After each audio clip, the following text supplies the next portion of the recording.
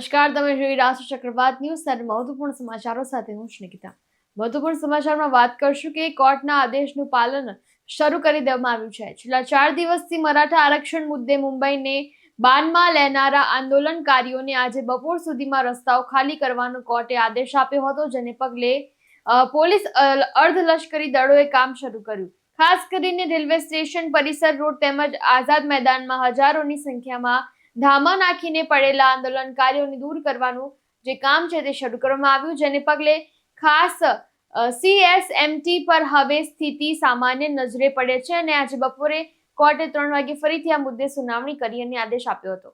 તો મહાત્મા ગાંધીના પરપૌત્ર તુષાર ગાંધી આજે નાગપુર પહોંચ્યા હતા અને અહીં તેમણે રાહુલ ગાંધીના બિહાર પ્રવાસના બહાને NDA પર નિશાન સાધ્યું હતું। તુષાર ગાંધીએ કહ્યું હતું કે બિહારના લોકોના હોઠ પર વોટ ચોરી ગદ્દી છોડનું સૂત્ર છે। આ મુદ્દો ખૂબ મોટો છે અને બિહારથી આગળ આખા ભારતમાં જશે। એક કાર્યક્રમ માટે નાગપુર પહોંચેલા તુષાર ગાંધીએ કહ્યું કે લોકોના મનમાં પરિવર્તનની આશા છે અને ઈચ્છા પણ દેખાઈ રહી છે। બિહારમાં ચાલી રહેલો એક સામાન્ય મુદ્દો મત ચોરીનો છે। અમે રાહુલ ગાંધી સાથે એક દિવસના પ્રવાસ દરમિયાન હતા અને ગામના બાળકો અને લોકોના મોઢેથી વોટ ચોર ગદ્દી છોડનું સૂત્ર જોવા મળ્યું, સતત સાંભળવા પણ મળ્યું।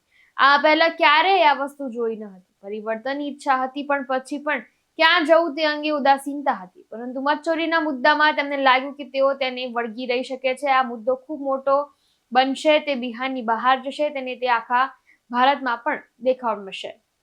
जो वोटर्स लिस्ट मैनिपुलेशन है उसके ऊपर जो इलेक्शन कमीशन है, आपको क्या लग रहा है उसकी जो विश्वसनीयता है, उनकी जो इंटीग्रिटी है, कॉम्प्रोमाइज हुई है?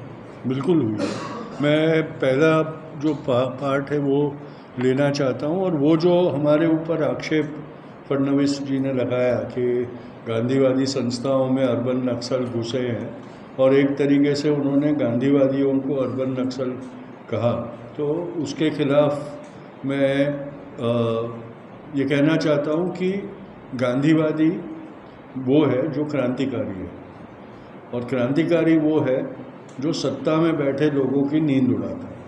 तो ये स्वाभाविक है कि जब सत्ता का भोग कर रहे मुख्यमंत्री हो तो उनको डर लगे, और जिस विचारधारा में से वो आ रहे हैं वो हमेशा गांधी विचार से डरी हुई है, संघ की विचारधारा। तो मुझे ताज्जुब नहीं होता कि वो इस तरह के आक्षेप करें, लेकिन मैं उनको ये ज़रूर बताना चाहता हूँ कि एक बार पहले भी अरुंधति जी ने कहा था कि भाई नक्सल जो है वो गांधीयंस विद गन्स है। तो मैं मुख्यमंत्री जी को ये कहना चाहता हूँ कि हम क्रांतिकारी है लेकिन बंदूकधारी नहीं है, तो वो डरना, उनको डरना ज़रूरी नहीं है, पर हम क्रांति करेंगे।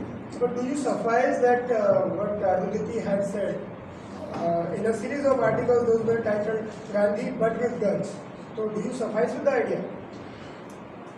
See, it is a contradictory term, but it is also a literary license that she had taken. She is a...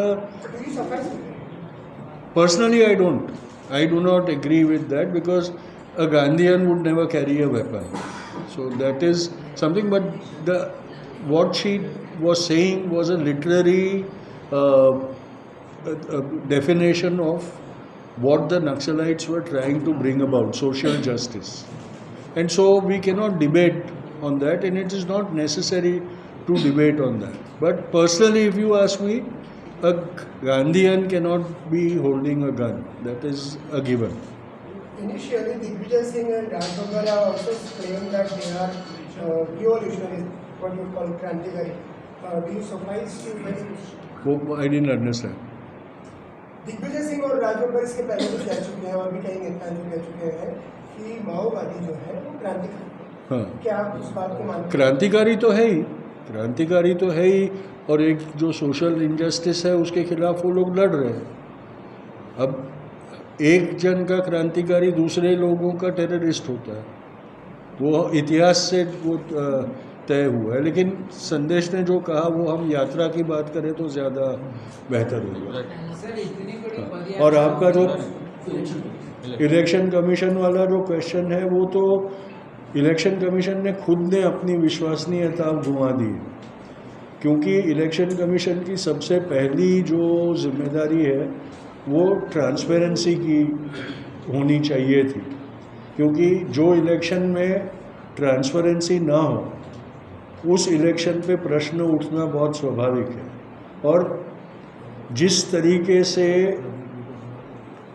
चुनाव आयुक्त की शिनाख्त से लेकर इलेक्शन बूथ के क्लोज सर्किट टीवी के फुटेज को पब्लिक तक ना ले जाने देने के लिए जिस जल्दबाजी में लॉज लाए गए, अमेंड किए गए, उससे ये स्पष्ट होता है कि सत्ताधारी पक्ष कुछ छुपाना चाहता है और उसमें इलेक्शन कमीशन की मिलीभगत है।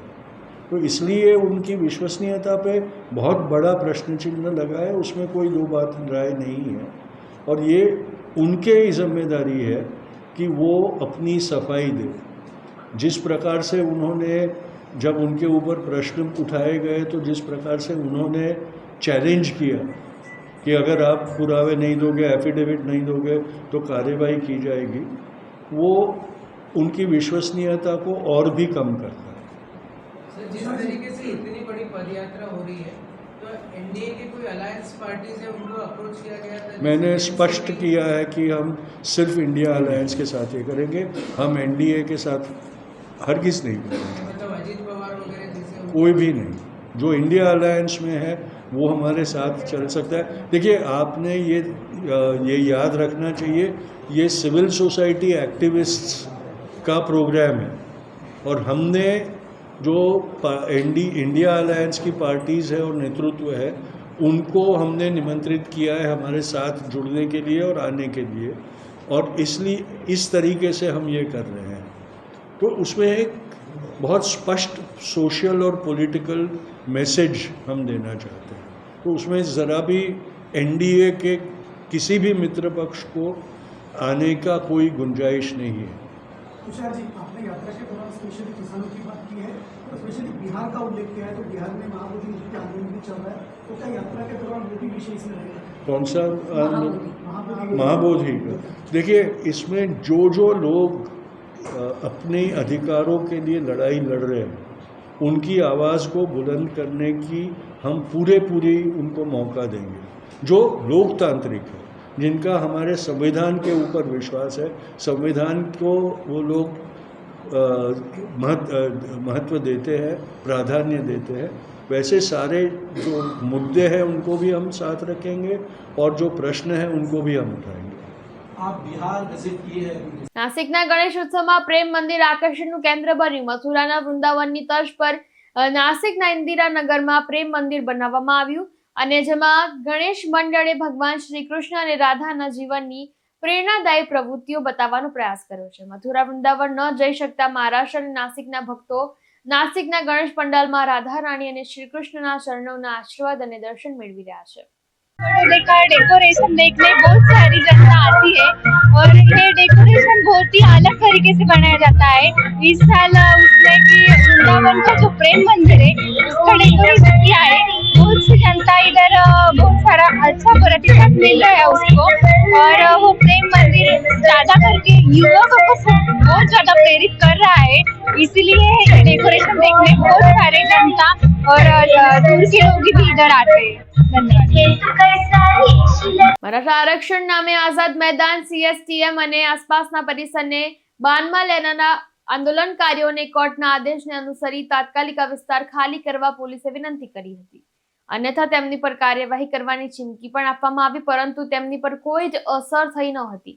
આ સાથે પાટીલના નારા પણ લગાવવામાં આવ્યા હતા. જ્યાં સુધી આરક્ષણ નહીં મળે ત્યાં સુધી મુંબઈ નહીં છોડવું તેવી પણ ચીમકી ઉચ્ચારવામાં આવી હતી. મુંબઈના બોરીવલી પશ્ચિમમાં સ્થિત એમએચબી પોલીસે મેનહોલ કવર કરતી ગેંગના 2 આરોપીની ધરપકડ કરી છે. તેમની પાસેથી 17 મેનહોલ કવર અને 2 લોખંડની જાળી પણ જપ્ત કરવામાં આવી છે, જેની કિંમત રૂપિયા 2.5 લાખ છે. બંને આરોપીઓની બોરીવલી પશ્ચિમમાંથી ધરપકડ કરવામાં આવી છે અને એમએચબી પોલીસ સ્ટેશનની હદમાં આવેલા લિંક રોડ પર ઘણા મેનહોલ કવર ચોરી થયાની ફરિયાદો મળી રહી હતી. આને ધ્યાનમાં રાખીને એમએચબી પોલીસે આ બાબતને ગંભીરતાથી લીધી હતી અને સીસીટીવી અને સૂત્રોની મદદથી તપાસ શરૂ કરી હતી. તપાસમાં જાણવા મળ્યું કે આરોપીઓ એવા વિસ્તારો પસંદ કરતા હોય છે કે જ્યાં સીસીટીવી ન હતા અને રિક્ષાનો ઉપયોગ કરીને માત્ર 2 મિનિટમાં મેનહોલ કવર ચોરી કરીને ભાગી જતા હતા. મેનહોલ કવર ચોરીને કારણે કોઈ જ મેનહોલમાં પડી જવાનો અને પોતાનો જીવ ગુમાવવાનો ભય વધી રહ્યો હતો, કારણ કે મુંબઈમાં સતત ભારે વરસાદ પડી રહ્યો હતો અને ટેકનિકલ વિશ્લેષણ અને સૂત્રોની મદદથી MHB પોલીસે બોરીવલીથી બંને આરોપીઓની ધરપકડ કરી. સતીશ સોની સાથે ચક્રવાત ન્યૂઝ, મહારાષ્ટ્ર. તો અત્યારે બસ સમાચારમાં આટલું. આ વધુ સમાચારો માટે જોતા રહો ચક્રવાત.